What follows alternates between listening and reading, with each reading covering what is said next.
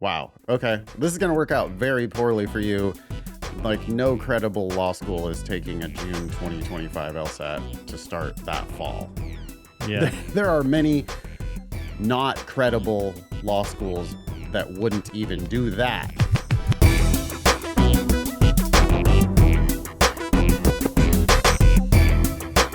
Hello and welcome to episode 493 of the Thinking LSAT podcast. I'm Ben Olson. With me is Nathan Fox. We're the co-founders of LSATdemon.com and the LSAT Demon Daily podcast. Coming up, actually today, if you're listening to this podcast when it comes out, I'm going to be teaching a free class at 1 p.m. Eastern. So we'll be doing 6 logical reasoning questions. You will have a chance to do them in class, and then I will go over them and show you how I read each passage and try to object to the argument or make connections if there are just a set of facts before even reading the question. Then I'll read the question, make a prediction, and go through the 5 answer choices, hopefully eliminating them quickly. If all things go well, that's what usually happens. And then, of course, you can ask questions about whatever you want. If there's time at the end, I'm happy to take questions on anything. All you need is a Demon free account, and you can sign up for that at lsatdemon.com/free. Sounds Anything good. Yeah. Cool. No, go do it. Yeah. What's on the agenda? Yeah. Let's see here. Our first email is from Anonymous. The subject is feeling lazy. It says, "Hi, Ben and Nathan. I graduated from my undergrad in mid-December, and I've been studying with the Demon and for the LSAT in general for just over a month now. I was making good progress in the beginning and was super motivated to study, and I really did enjoy the test, but the days are blurring into weeks, and now a month has gone by, and I can't get myself to study deeply." Sorry for laughing. I'm an old person. You know, the older you get, the faster time goes. And I guess, I don't know, you just realize how short a month is in in retrospect. Yeah. Yeah. Which you just don't feel it when you're younger, but you'll feel it when you're older for sure. I mean, at this point, Ben, we're pushing 50 and most of our listeners are 22. Mm-hmm. So do you feel that I think time goes like twice as slowly for them as it does for us because of Yeah. relativity, Yeah. right? We have twice as much accumulated life experience. So Mm-hmm. we experience life relative to our prior experience. So time goes very slowly for people who are younger than us. But anyway, because like I'm just laughing because the way that long sentence was going, it was like this whole saga, right? And then you get to the end of it, and it's like, and now a month has gone by. So it's just kind of a punchline to me. I don't know. Anyway, I hear you. Yeah. Okay, Anonymous is having trouble studying deeply. I do at least a passage of RC and a few LR questions a day, but I'm not as locked in as I was in the beginning. In the beginning, I was studying a max 3 to 4 hours a day, and I don't do much each day other than studying for the LSAT. I still force myself to do time sections a few times a week, but I feel like I'm draining, and I'm not progressing the way I was. TLDR, feeling just plain effing lazy and tired of doing the same kind of practice and review over and over again. Any advice on staying motivated or switching up a method to stay engaged? This is supposed to be my full-time job right now. Thanks, guys. What do you have to say for Anonymous, who apparently attempted to study full-time and was able to do 3 or 4 hours a day at the beginning and is now petering out? Sure. 2 things. One, don't make this your full-time job. Instead, go get a job or do something else that interests you and make this, secondary. It should take 1 to 2 hours a day. You probably burned yourself out by doing too much and making it the center of your focus. Yeah, there's jobs available everywhere, by the way. I mean, there's nowhere that I go these days that doesn't have a help wanted sign. Mm-hmm. And, you might think those jobs are beneath you or whatever, but you need something else on your plate, right? Busy people get more done, and you're not busy enough. So you're not getting anything done. Yeah. So you need to have something else in your life. And I mean, I literally go work at Starbucks just so that you can like get up, get a shower, get out of the house, go Hmm. work for a little while, hate it, and then be happy to do your LSAT studying afterward, Yeah. Yeah. you know, or And on make your some days money at off. the time. Yeah. Save that Right. And money you and. no, you'll get paid because it fucking sucks, but you'll get paid for it. And Mhm. it'll give your life some like meaning. And, I just think it's better than this like the idea that people are going to sequester themselves and just go into the LSAT lockdown. I'm not sure I've ever seen that be successful with a Mm. student. Have you? I mean, No, it's funny actually. The one time I was thinking, I was like, wait a sec. There was one student I had who made immense progress in 3 weeks. Like they came in and they were like, hey, I'm in the 160s and I got to get into the high 170s hmm in 3 weeks. And I was like, well, not so sure about that. But he did it. He also worked in the White House and did this at night. well, also if 160s is like a cold diagnostic type of thing, right? Or if it's like you never talked to us before, you've never done it our way before, and you come in like scoring in the 160s, I'm like, oh, okay, well then you're smart enough to read it and understand it. Now you just got to Mm-hmm. get out of your own way. And the next thing you know, it's like they're in the 170s because it's just not that hard. We don't have any information here really about scores or anything from Anonymous. We don't know. We have no idea what the level is. But I think Mm-hmm. regardless of the level, you just got to do one high quality hour every day. Yeah. That's such a better plan than trying. It's just hilarious that they were trying to do it full time and they were maxing out at 3 to 4 hours anyway, which I Yeah. think is sensible because you're going to have diminishing returns, like dramatically diminishing returns. Your fifth hour of study is worth like what, 1/10 as much as your first hour of study. It could be negative. Yeah, right. It could actually be counterproductive to be studying in your fifth hour, Mm-hmm. locking in a bunch of bad habits. Yeah. And instead you should be like every day practicing the good habits, which are read for understanding, don't move on until you understand, one sentence at a time, questions just start answering themselves, thoroughly review every mistake, and you get too tired to work on it anymore, go do some other stuff. Yeah. I think that's all I got for Anonymous. Likewise. Good luck. Next one is from Minelli. I think I'm saying that right. Yeah, Minelli. And the subject is application deadline. I'm currently registered to take the LSAT in June of 2025 and have been researching law schools with later application deadlines for fall 2025. Nope. Nope. Okay. Why? That ain't it. Yeah, whoa. Wow. Okay. This is going to work out very poorly for you. Like, no credible law school is taking a June 2025 LSAT to start that fall. Yeah. There are many not credible law schools that wouldn't even do that. Yeah. Okay. That would be Anyway, too late and unseemly for them. for like a bad law school, they would be like, yeah, no, sorry. Yeah. April LSAT is our cutoff. Yep. And even that is like ridiculous because, the big fish are already being like actively pursued Mm-hmm. at this point in the cycle. It's February 4th. And, like our staff who have applied this cycle, they might still be waiting to hear back from Harvard, Stanford, Yale, but they've heard back from many, many schools months ago with Mm-hmm. scholarship offers and everything else. Yeah. Right. We're at the phase of the cycle where we see all of the crazy shit that law schools are doing, Yeah. including hunting down people's letter of recommendation writers to try to get them to advise the people that they wrote the letter for to apply to the school. Yeah. Just bizarre. But I mean, you're like, none of that type of pursuit is going to happen for someone like Minelli if she's applying wildly late in the cycle. No, you're going to get into a very bad school, if any, and they are going to ask you to pay full freight.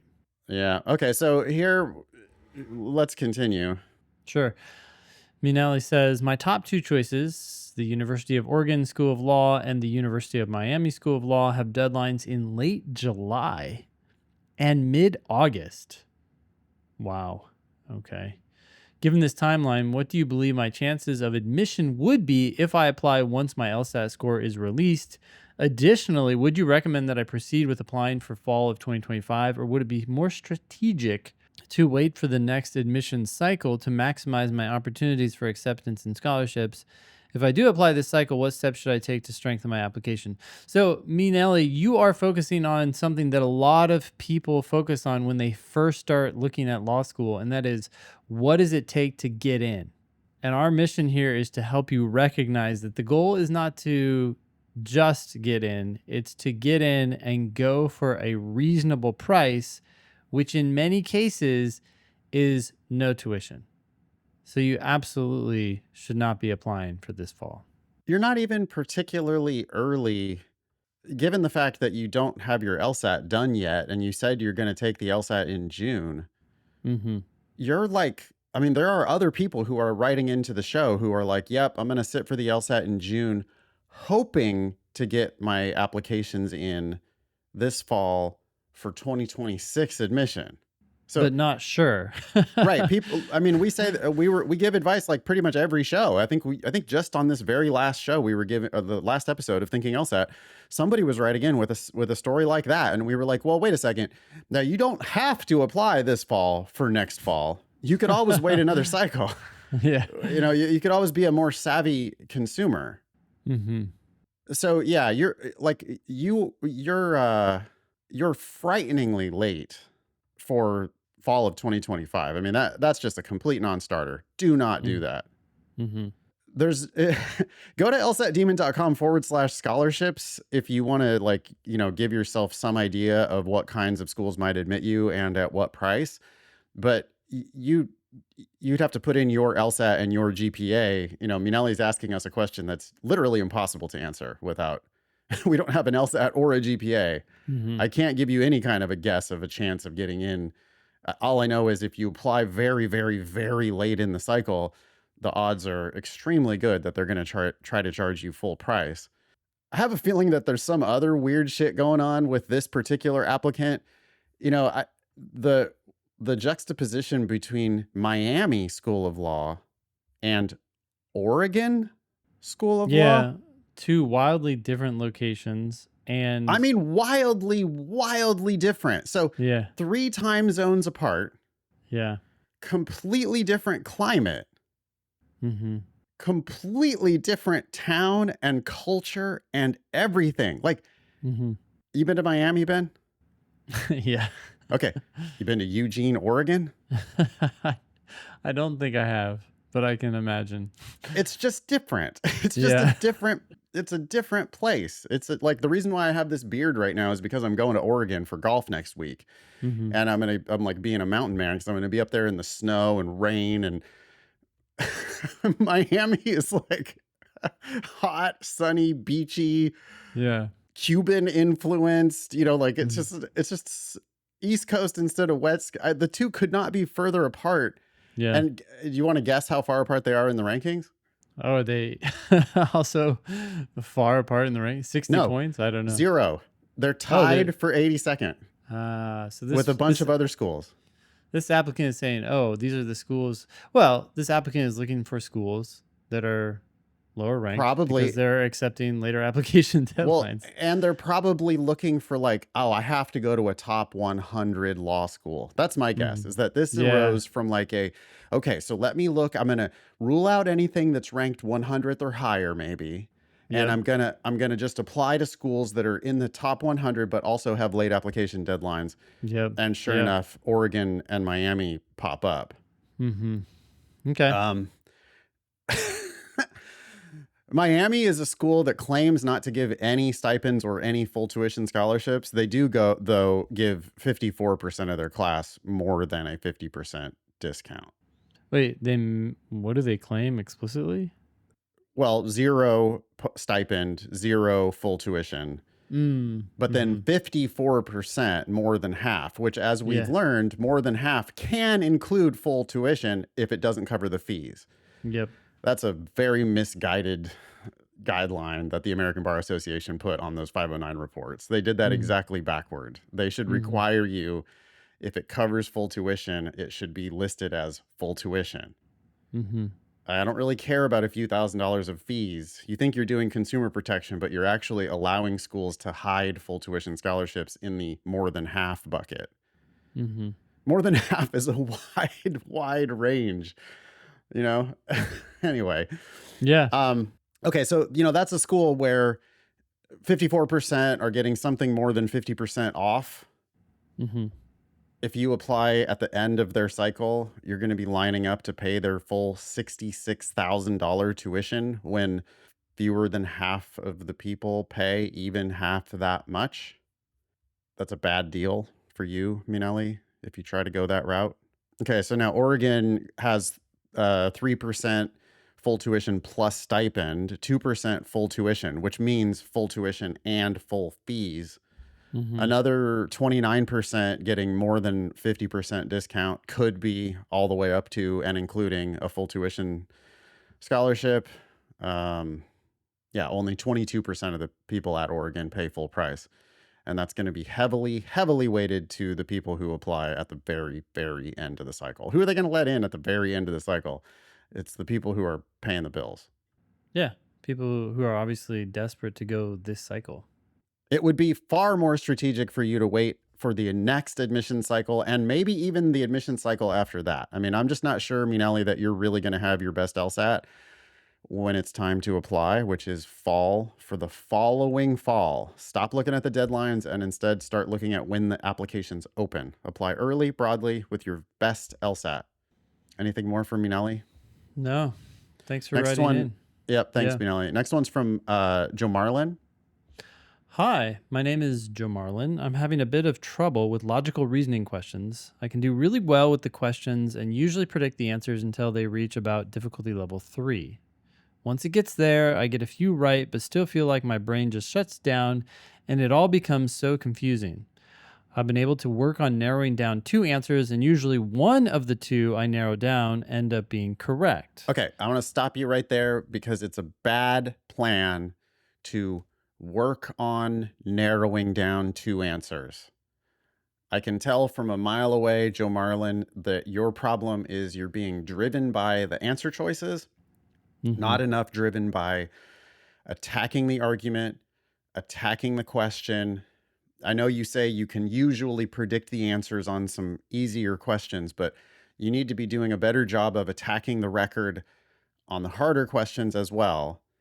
And narrowing it down to 2 answers is a bad goal. It's not like, I know people think that it's like, well, that's an intermediate step, isn't it? Surely that's better than 5 answers. Not really. Not really. Because there's still only one that's 100% correct and there's one that's 100% wrong. Yeah. So this idea that, she says, I usually one of the 2 I narrow it down to ends up being correct, which means sometimes also not. Mm-hmm. So sometimes she's narrowing it down to 2 wrong answers. Other times she's narrowing it down to 1 wrong answer and 1 right answer, and she's wasting a shit ton of time superficially comparing the wrong to the right instead of just like knowing why the wrong one is wrong or knowing why the right one is right. Mm-hmm. Anyway, sorry for the interruption. No, yeah. This is a perpetual problem that people face, especially when they first start studying.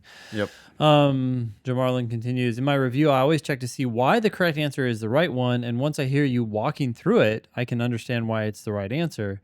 But I can't get into the practice of getting my brain to reach the right answer on its own. Also, why aren't you reviewing? Joe Marlin doesn't, she at least didn't say that in my review, I also check to see why the wrong answer is wrong. Yep. That's it's a surface level review that a lot of people do. I think this is a big mistake that's made by some, huge chunk of LSAT studiers. They review and they either, worse, they just look at the answer key. Yeah. Oh, answer key says it's C. Yeah. They read C again and they go, yeah, that makes sense. Uh-huh. Mm-hmm. Slightly better than that is to read an explanation and read, an explanation of why that answer is correct. But also, what did you pick? That answer did you is pick wrong. it? Yeah. and even if you got it right, but you had narrowed it down to 2, Why did you waste so much time on that wrong answer? Hang with us long enough to listen to us explain to you, either on a video or on a written explanation. Let us explain to you why the wrong answer is wrong. Okay. Yeah, and I would go a little bit further because what happens, right? When we're walking through these questions, both in the written explanation and in the video, we go through the argument or the passage, if it's just a set of facts, and we tell you how we're reacting to it. You can stop the video right then and then Yeah. try to answer the question again. Like, read the question. Okay, now I see the problems with the argument. Read the question, make a prediction, and then look at the answers.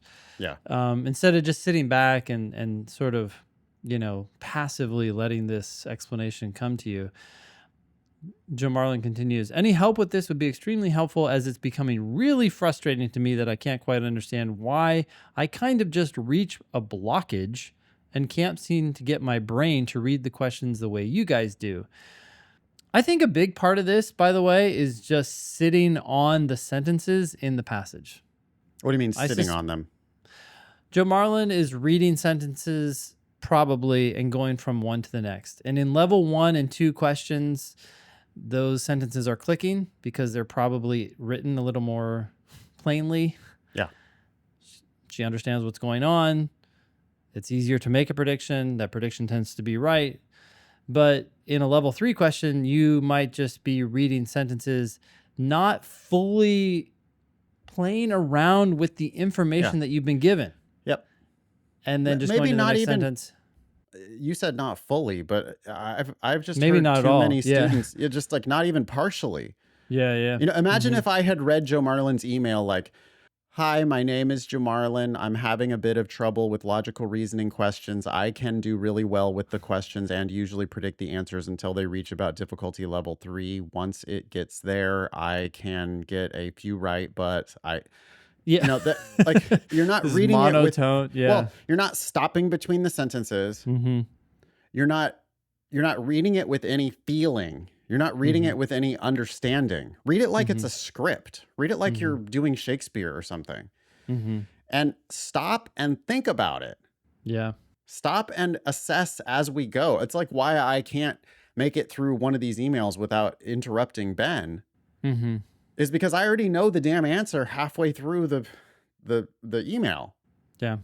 Right? And so you need to be experiencing logical reasoning in that way, Joe Marlin, where instead of like, okay, I'm going to get through the passage and then I'm going to try to make a prediction and then I'm going to get as quickly as I can into these answers so that I can try to start narrowing it down to 2 so that I can then compare the 2. That's not how you do it. The way you do it is you actually understand the passage in the first place. And that might take some rereading. 100%. I read the first sentence twice a lot. Yeah. Pretty rare that I read the whole thing again, which students do a lot. But I reread parts of sentences, especially the beginning of the arguments. Make sure that I've got some traction, right? The wheels can't just be spinning. You got to be making progress. So like sometimes people probably say this to you too, Ben, that they start hearing your voice in their head while they're doing the questions. Yeah. That's what Joe Marlin needs. Don't read it like you. Read it like Ben, or read it like me, where you're like, you're not just reading through the words. You're like dominating the meaning of it. You actually understand what's there. I have a random memory, and I can't remember if it was on the official test or a practice test leading up to the official test. Yep. But I remember reading the first sentence of a reading comprehension passage 4 times. Specifically, I remember saying shit after the 4th time. Yeah. And I was making a mistake because I was reading the sentence too quickly. But thankfully, I was catching myself because I didn't get the sentence. Yeah. When I read it. So then I went back and read it again. And maybe it was actually after the 3rd time. And I was like, shit. And then I slowed down even more. And by slowing down, that doesn't mean reading the words more slowly. It means reading half of the sentence or up to the first comma, getting my mind wrapped around what that is, and then continuing with the sentence, as opposed to plowing through the sentence, Thankfully, I stopped myself after that first period, but it it was that shit that was like, okay, hold up. Like, I am not getting this and Yeah. I need to get it, Yeah. because just moving on is going to kick the can down Yeah. the road and not solve the problem. It takes ego to say, wait a second, I don't understand. Like Mhm. I think that a lot of times students, they sort of want to read along, and they want to like they want to understand so badly that they're willing to just kind of go, yeah, uh-huh, yeah, uh-huh, yep, I get Yeah, I it. get it. Mhm. Sure. But Yeah. and on LSAT logical reasoning, that's particularly dangerous because the emperor has no clothes. Mhm. These arguments make no fucking sense. I mean, they're trying to make sense, Yeah. and like 1 out of 10 of them actually does make sense, but 4 out of 10 of them are incomplete at best. And then 5 out of 10 of them are like laughable, Yeah. where they're arguing against themselves. They're committing various logical fallacies. They're just like, what? And Yeah. so it's like, if you just observed from a distance, the people who are sitting there in the conference room going like, oh, yes, yes. Oh, yeah. Like they look like they're smart. They look like they understand. And the one person who's like scratching their head, like, the one person who like goes, hold on a second. I don't really get that part. Like, You're you saying said, growth is going up, but the graph is going down? That right, doesn't exactly. quite. And like, not, and all the other people, the wise counsel are like sitting there going, Yes. and Okay. Sure. they're not, nothing's going in at all. They're just like yes men, they're just Yeah. Yeah. nodding. Mhm. And then the one like lawyer in the room pipes up and goes, hey, sorry, but right here on page 1, paragraph 1, you're making this argument, it seems, but you've got this piece of evidence over here and you got this other piece of evidence over here. And then from those two things, I think it looks like you're trying to reach this third conclusion way the fuck over here. What? Mhm. Like, you're the one who's saying, I don't understand, but that's because it doesn't make sense. Mhm. And that's the higher level. Like once you do that, then the whole test just unlocks for you. But it starts with like, it's, I don't know, simultaneously ego and humility. It's this weird balance of where you're able to say, you know what, boy, that just doesn't, I don't, I, I've reread those sentences a couple times, and I think I have a pretty good idea what you're trying to do, but it just doesn't really add up. Mhm. Like getting to the point where you say, it's unclear here. Mhm. And by the way, that's what law school is all about. Every law school lecture is all about, like when they do Socratic method, right? When they call on students and start asking you questions, their goal is to see not really how much you know, well, kind of, but it's really to like direct you to the areas where the law is unclear. Yeah, you're feeling confident about why the outcome should be what it is, and then they're trying to reveal why that outcome is not necessarily so clear. What are you Yeah, missing that's making right. it more gray than it seems on the surface? Yeah, Yeah. what if the facts were slightly different than this case? Mhm. Like, how would this apply to this other situation? And the answer is always, well, we don't really know because we're going to have to see how this part would go down and this part would go down and that part would go down and how they would all work together. And the answer is, I can't give you an answer. I can only give you the arguments that would be made on this side and the arguments that would be made on this side, and maybe the arguments that would be made on 5 other sides. Mm. Mhm. Right? Yeah. Back to Joe Marlin. Just dig into these sentences more. Don't let yourself go into the question, reading the question, until you feel like you've mastered the passage. Yeah. Don't be credulous to the arguments themselves. You have to understand that these arguments are probably bullshit. If the second they start doing logic, you've got to be really, really suspicious. Mhm. And what do we think it is roughly, Ben? They do logic on 2/3 of the questions? Yeah, I would say 2/3 and 95% of those are problematic. It's Right. really rare to come across a solid argument. Yeah. And when that happens, I'm pausing and double checking and wait, really? Okay, yeah, huh, that does seem to be proven. And but then, it's awesome. And when it yeah, does happen, and what that sounds like, by the way, is just a simple argument. It would be something like, if you use Brillo boxes in your art, you are using mundane objects. Andy Warhol used Brillo boxes in his art. Therefore, Andy Warhol used mundane objects in his art. Yep. If that was the argument, you would go, oh, wasn't sure where you were going with that, but if that's all you're going to conclude, then if I buy your premises that using Brillo boxes is using a mundane object, and if I buy your premise that Andy Warhol used Brillo boxes, then yeah, Andy Warhol used mundane objects. Good job. But that happens on, 1 out of 20 LSAT arguments, 1 out of 10. I always say 1 out of 10. I don't know why. 1 out of 10, 1 out of 20 arguments where they actually get there. 19 other times, they're not going to get there. Nope.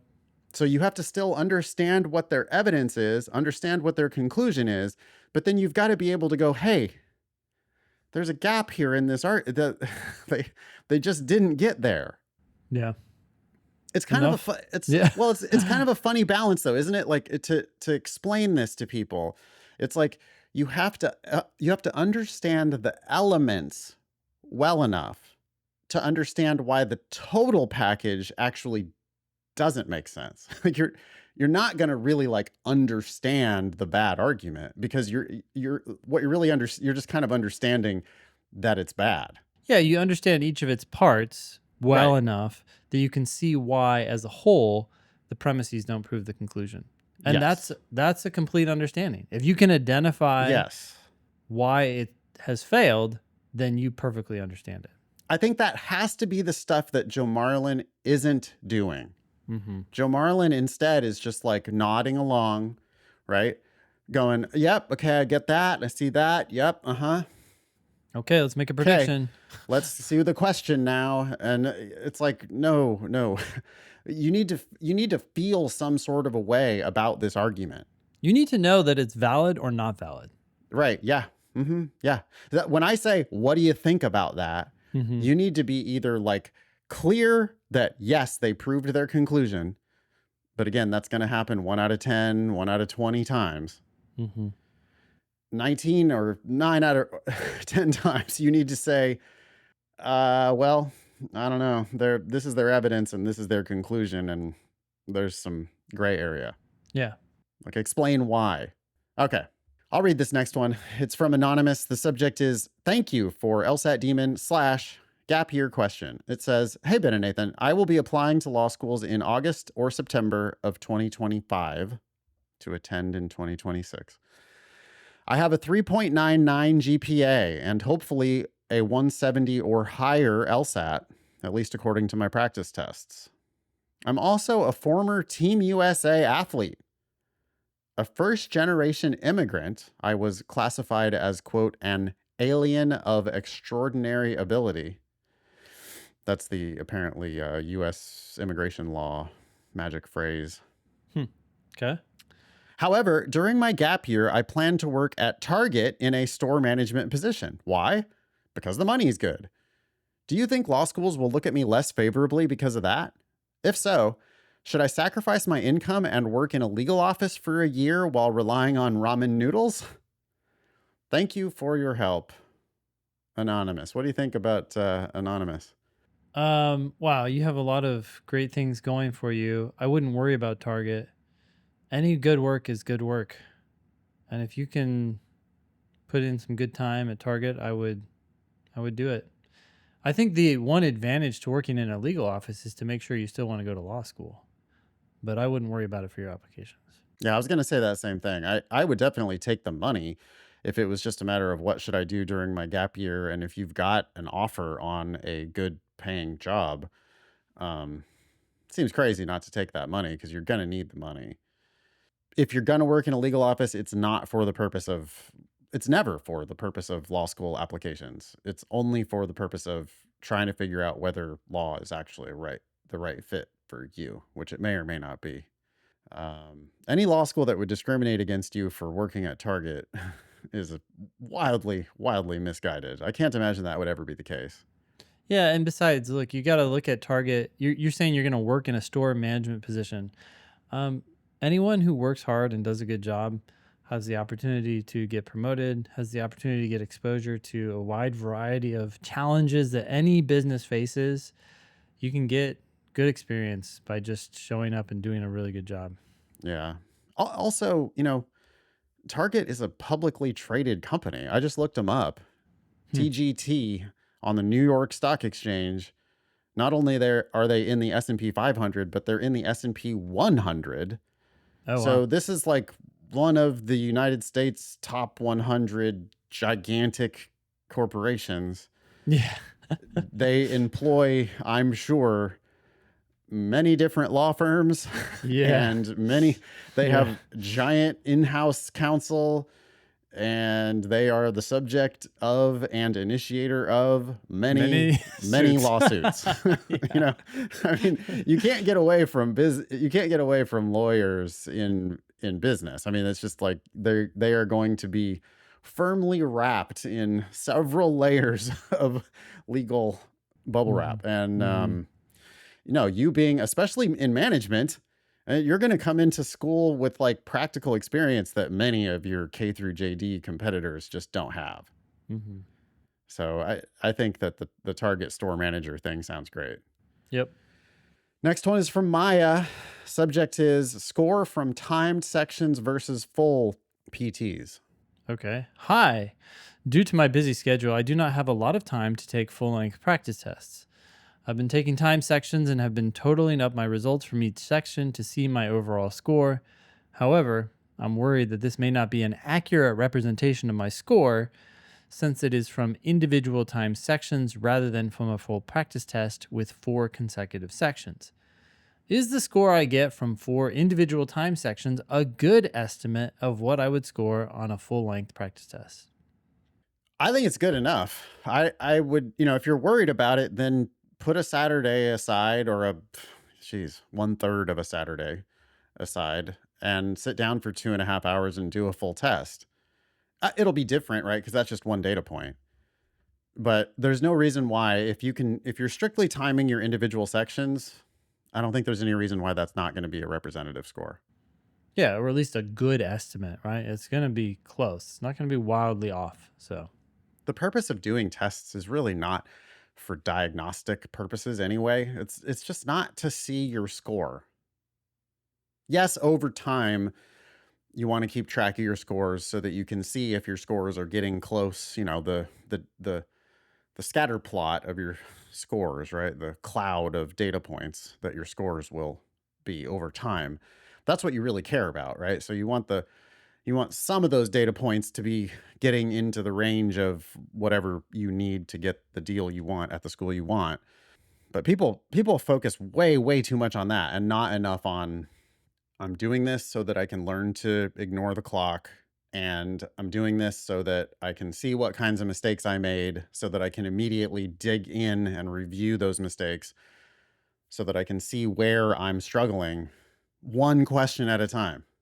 That's really the purpose of doing this anyway. It's not to just see your score or to figure out, to get a diagnostic or a fair representation. But many people do study with only timed sections and never do full tests. I was one of those. I did very few full tests in one sitting. I broke it up, section or two here, section or two there. Now I've got a full test. And I think that's a perfectly fine way to study, Maya. yeah. Keep up the good work. Um, anything else from Maya? I think that's it. Next one is Okay. from Daniel. The subject is reading comprehension struggles and general score plateau. Hello, Ben and Nathan. My LSAT journey began last May. At this time, I was studying with another prep company, and my diagnostic score was a 144. I mistakenly wrote an official test before I was ready last August, scoring 157. I was very unhappy with this result and felt extremely discouraged. I am an undergraduate student in Canada and am hoping to score in the high 160s. After this official score, I took the entire first semester off from studying for the LSAT. I've been studying with the demon for just over 3 weeks now and have seen some improvement in both logical reasoning and reading comprehension.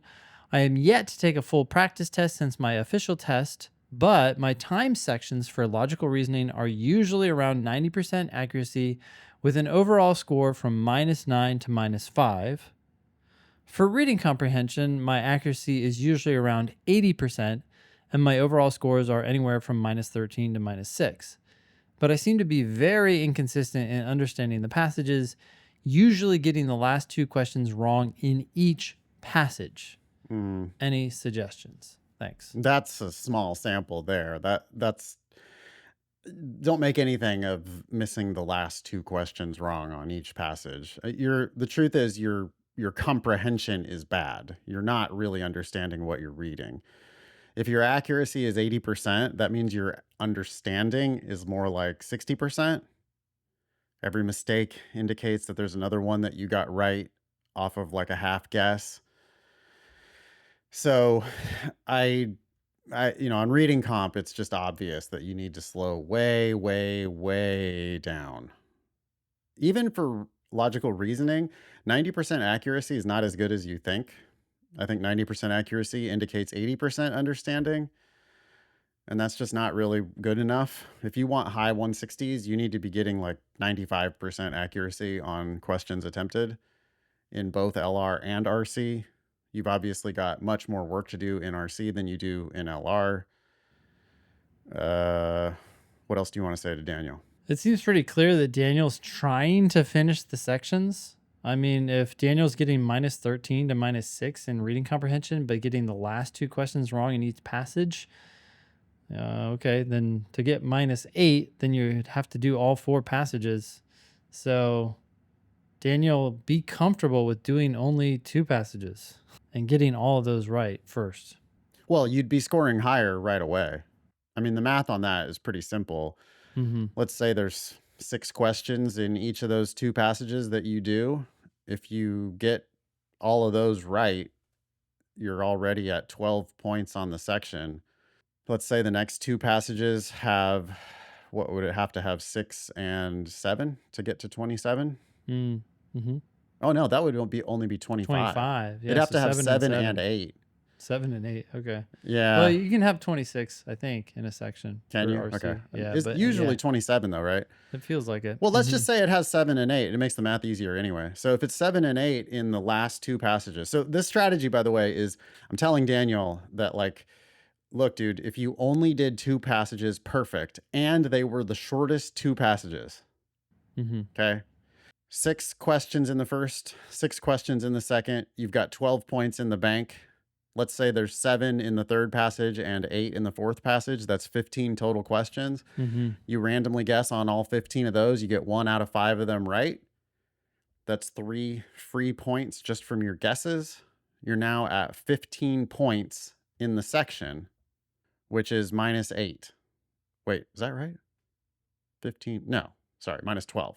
So that's a dramatic, like, that's a drastic plan for someone like Daniel, because Daniel has been doing 3 or maybe 4 passages, Yeah. right? So Daniel, do you think you could answer them all correctly if you did half as much work? And then that would get you a score that's already in your same range? But, and here's the huge advantage, you would be practicing getting questions right, not practicing getting questions wrong, which is what you're Yeah. doing right now. You'd be realizing how easy the test actually is. And by the way, the second you start doing your third passage, if you can keep your accuracy high, you're now going to be just blowing your old scores completely out of the water. Mm-hmm. Like 3 perfect passages, holy shit. Okay, so now you're looking at 18 points or 19 points in the bank. Get a couple guesses at the end, you're now in the 20s on that section Yeah. from only doing 3 passages. But I agree, Ben. I think that for now, you should be doing 2 perfect passages. That should be your goal. More for That's Daniel? all. That's all I have to say for Daniel. Keep us posted. Keep your grades up too, Daniel. You're studying while an undergrad. Really important that you don't let your grades slip at all. This Ready for some news about thirsty law schools? Yeah, so this is a term that you've coined, I think. Thirsty law schools, in other words, schools that are thirsty for students, desperate to get students into Yeah. their school. And they What do are. you have here? Yeah. So Eric, team member Eric, got this from the University of Tulsa College of Law, which I do not think that Eric is an Oklahoma sort of a guy, but University of Tulsa disagrees.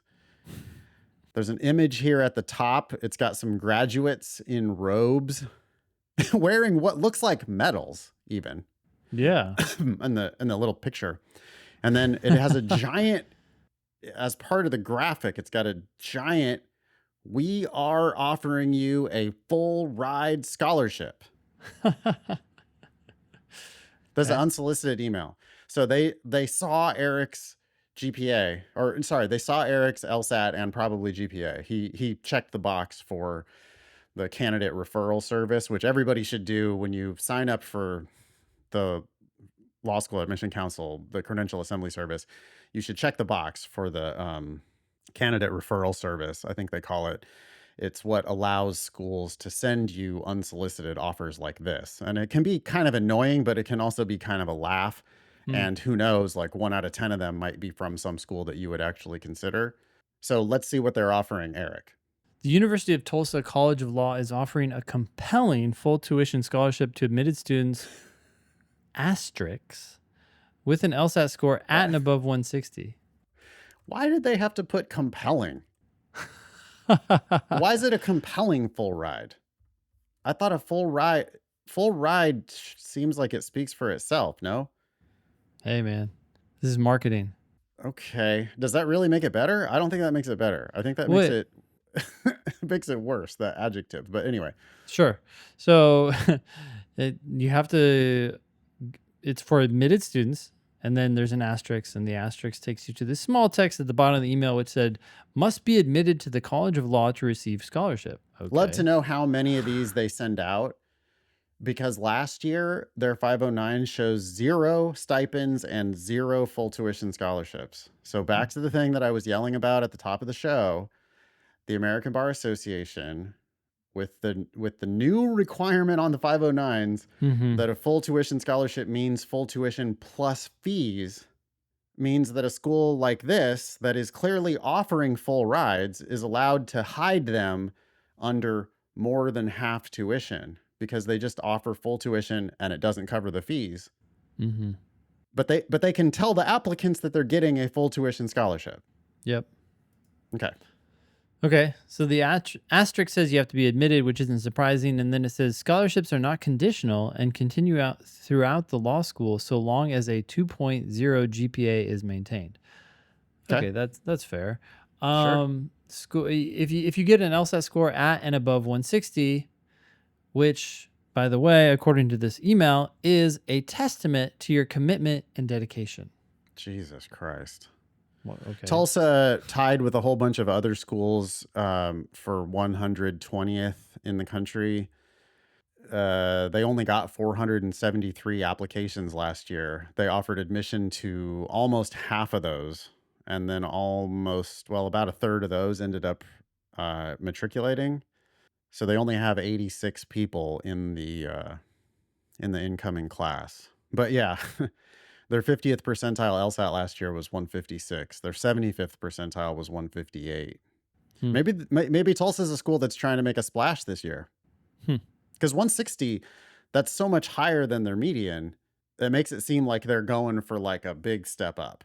Schools do this periodically. We've learned, right, that they play different games in different years. They spread their tuition. They don't care about their budget for 1 year. They care about their budget for 5 years or 10 years, apparently. So some years they're out there giving tons of scholarships, trying to climb the rankings.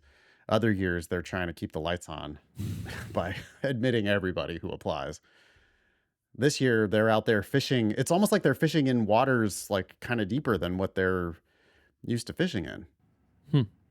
The rest of this email says, paired with a low cost of living in Tulsa, this opportunity will allow you to obtain your law degree with minimal debt. Okay. I believe you. I'm willing to believe that it's cheap in Tulsa. Yep. Take advantage of Tulsa's small class sizes and large network of alumni while obtaining a rigorous legal education that will combine practical experience and deep expertise. Mm-hmm. Okay. Email us with any questions. Scholarships available for the 2025 incoming classes. Sure. Okay. There you go. Oh, and they are also inviting Eric to request an application fee waiver. That's what the button says at the bottom of this email he got. So not only are they offering him a full ride before he's even applied, but they're not going to charge him anything to apply. If he reached out to them, he might say, hey, could you also cover my $45 or whatever it is, credential assembly service report fee? They might be willing to waive that as well. Why not? They're already rolling out the red carpet. I'm surprised. Maybe it's just institutionally impossible to do this, but I'm surprised a bunch of like lower ranked law schools don't just combine together. Seems like they just all compete with each other, tear each other apart. They all play the exact same game. You have to give away lots of scholarships to get people to come. Yeah, that does seem to be the case. I mean, like Tulsa is tied for 120th in the rankings with Mississippi, for example. Mm-hmm. Also, 117th is West Virginia, Missouri, Kansas City, Arkansas, Fayetteville at 114. I don't know. I'm just naming schools that are kind of South Midwest-ish. And yeah, those schools are all out there trying to tear each other up for limited qualified applicants. They know that they just know that they are admitting people who are not really like not legal, not future legal all-stars at a 156 median. Let's take a look. What's the job? Can we figure out? We don't have that information, do we? Nah, I can find it real quick. Let's see. So Tulsa employment ABA. Okay. So for Tulsa, we have 106 graduates from 2023. 85 of them ended up in bar passage required jobs. 11 of them ended up in JD Advantage. The vast majority are in small firms. We see 3 people who made it into big law, and then 1 person who made it into a federal clerkship. So 4 people of the 106 got big law or federal clerkship. Yeah, I'm seeing. So I'm looking on Law Hub now. Randomly got a page on Law Hub under their Discover Law Schools. So this is like how law school transparency got rolled into LSAC. Yeah. Okay. They've got an employment score of 78.3% for their 2023 grads. Okay. And what that means is a successful start to a legal career. That is long-term, full-time jobs that require a law license other than solo practitioners. What? They don't count solo? They don't. They're so against people doing solo that they don't count that as a employee. Well, I guess because you could just be solo but not have any clients. Maybe that makes sense. But yeah, 31% small firm, 25% public service, 25% regional law firm, 2.8% national law firm, and 0.9% federal clerkship. So maybe 4% big money law jobs. Maybe. I mean, that's what would happen to Eric if he went that route, right? Like if Eric took the full ride to Tulsa, he would be an absolute rock star there. He would get all the best opportunities they have to offer. He would get himself, I'm sure, ensconced in some big law firm in Tulsa.